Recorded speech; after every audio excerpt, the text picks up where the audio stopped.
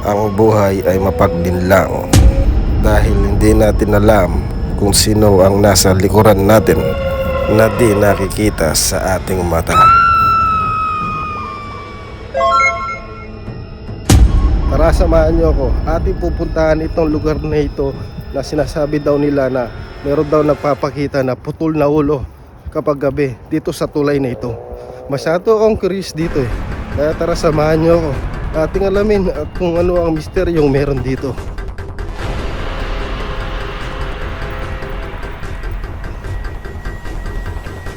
Kaya dumadilin guys. Hindi ko lang po nakikita nyo.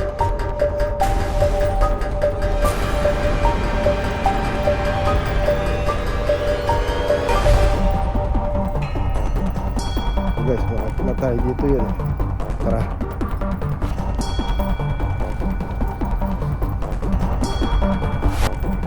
Sabi daw nila meron daw nagpapakita na putol na ulo. Kaya tara, samahan nyo ako.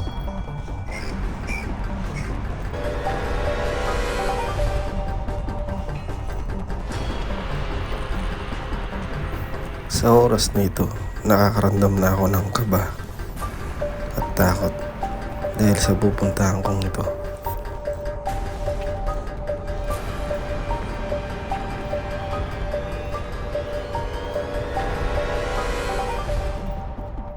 Sabi daw nila may nagpapakita na putol na ulo dito eh.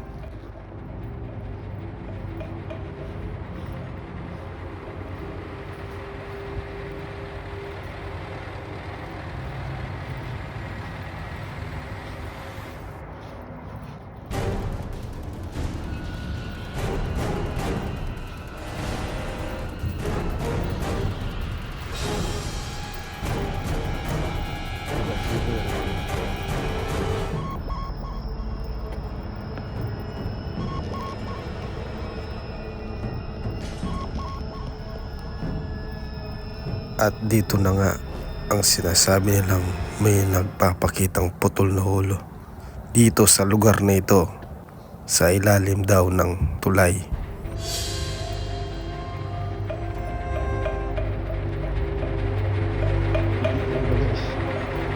At nakaramdam na nga ako ng takot at kaba.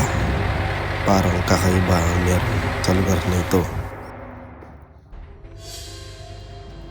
So guys, nandito na ako guys, dito sa tulay na ito. Sa sobrang dilim, halos wala na akong makita sa lugar na ito. Nakikita nyo ba yung tulay? Sa oras na ito, nakaramdam na talaga ako ng takot at pangamba kung ano ba ang makikita ko dito. Pero nilakasan ko lang ang loob ko para makuhanan ko ang pangyayari dito. At kinabahan ako sa mga nangyari.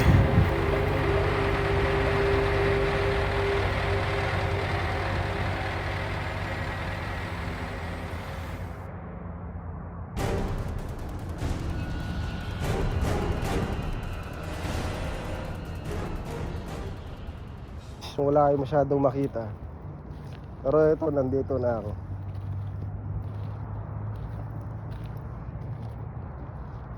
Ayan, ito yung lawa. Di ko inaasahan na ganito pala kadilim ang itsura dito sa aking pagpunta. Tignan natin banda dito. Tabi-tabi po, tabi-tabi po.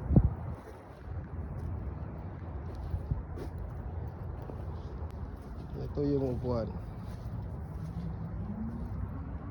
Aking paglalakad dahil di natin makita ang paligid sa sobrang dilim at di natin alam kung ano ba ang meron dito.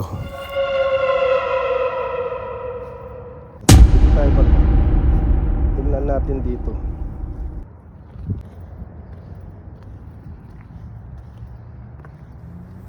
Ngunit pinagpatuloy ko pa rin ang aking pag-iikot. Tignan ko ang paligid kung ano ba ang makikita ko dito. Tabi-tabi po. At sa oras na ito, sa aking pag-iikot, tinignan ko kung ano ba ang meron dito. Pero nagulat na lang ako nang mayroong biglang umampas sa mukha ko. Wala kayong makita.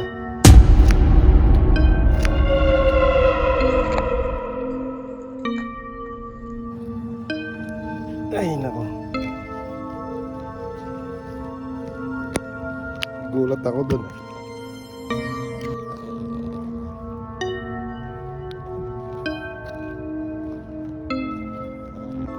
Di ko inaasahan ang nakita ko at nagulat na lang ako.